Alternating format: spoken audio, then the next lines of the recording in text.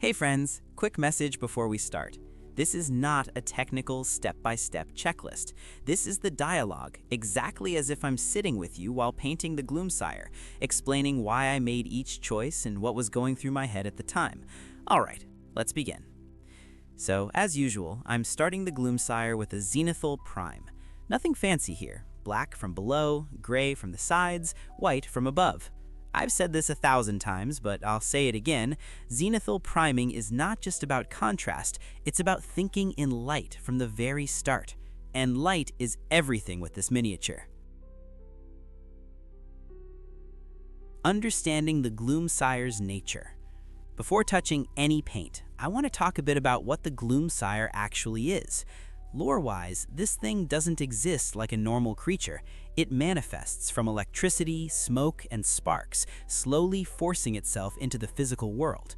So in my head, the color language was very clear. Black represents the void, the absence, the nothingness it comes from. Gray represents smoke, instability, incomplete form. Blue represents electrical energy, the force holding it together. Once that clicked, the color scheme basically designed itself. Reverse painting, starting with the light. Now here's where things get a bit different. Instead of the classic base coat, shade, highlight approach, I decided to do a reverse painting process. I wanted the electric blue to be the foundation, the core energy. So I took my new Galahari airbrush, which I'm absolutely loving by the way, and applied a very thin coat of electric blue using Vallejo air paints. This is not a base coat in the traditional sense. This is me placing future highlights first. Think of it as setting the glow before adding the darkness. Shading with inks, letting gravity do the work. Once the electric blue was down, I moved straight into shading, but very gently.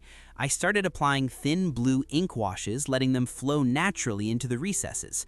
Inks are perfect here because they're extremely thin and they want to go where shadows live. After that, I added one more layer of blue ink, then a very controlled layer of black ink. This helped define the edges, cracks, and recesses of the sculpt without killing the glow.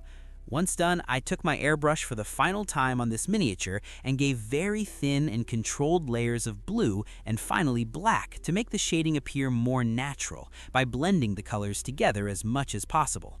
This can be achieved only with an airbrush, but miniature being small, one is to be very careful not to overdo it. Here, I was extremely careful. Lighter blues stay closer to the main highlights. Darker blues fade into blacks in the deepest recesses.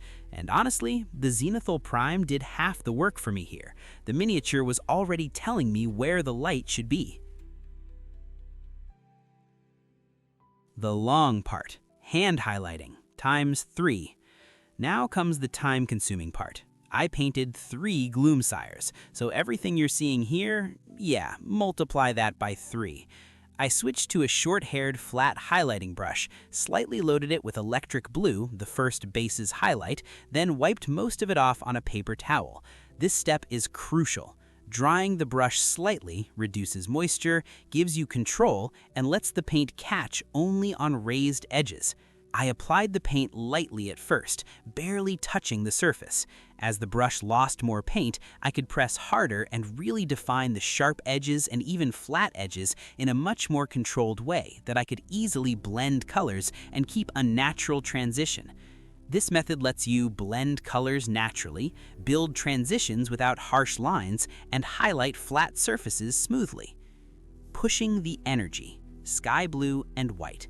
After re-establishing the electric blue highlights, I repeated the process with sky blue, then white, each time less paint on the brush, more pressure on sharper edges, more focus on areas where energy would logically concentrate.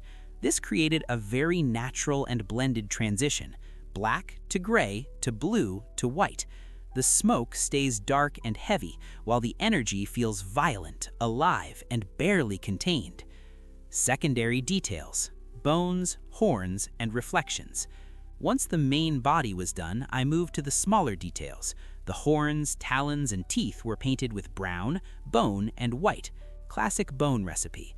But I didn't stop there. I added blue ink shading and even some blue highlights on the crown horn tips to suggest that the electrical energy is reflecting off them. In some areas, I added tiny touches of pale yellow, just enough to suggest flowing light. Subtle, but it makes a big difference. The core, where the soul burns. Now, the energetic core, where Valor of Kairos is eternally tormented. This is the most important part of the miniature. Here, I broke all the rules. I layered electric blue, sky blue, and finally pure white in the center, and I did not shade it at all. Even though the sculpt has deep recesses, I left them bright and unshaded. Why? Because intense light doesn't behave like normal surfaces. It overwhelms form.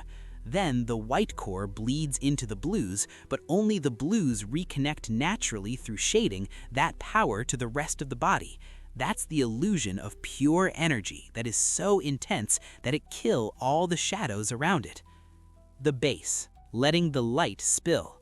For the base, I kept things simple. Gray base coat, blue and black ink shading, light gray and white highlights. Then I lightly airbrushed blue ink around the contact points where the Gloom Sire touches the base.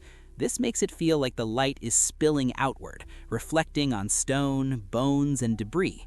The skulls and bone details were pushed brighter to emphasize the lethality of the creature. And of course, the signature symbol of all my miniatures, the Maltese cross, was treated like it was naturally carved into the stone, part of the world, not an added symbol. Final thoughts. A final protective clear coat, and the Gloom Sire finally came to life. This miniature is not about cleanliness. It's about energy, contrast, and controlled chaos. If there's one takeaway here, it's this. Think about light first. Everything else follows. All right, friends, let me know what you think of these 3 months of work from sketch to the final alive painted miniature in my hand. Feedback, positive or negative, is always treasured from my end. More is coming. I'll see you in the next one.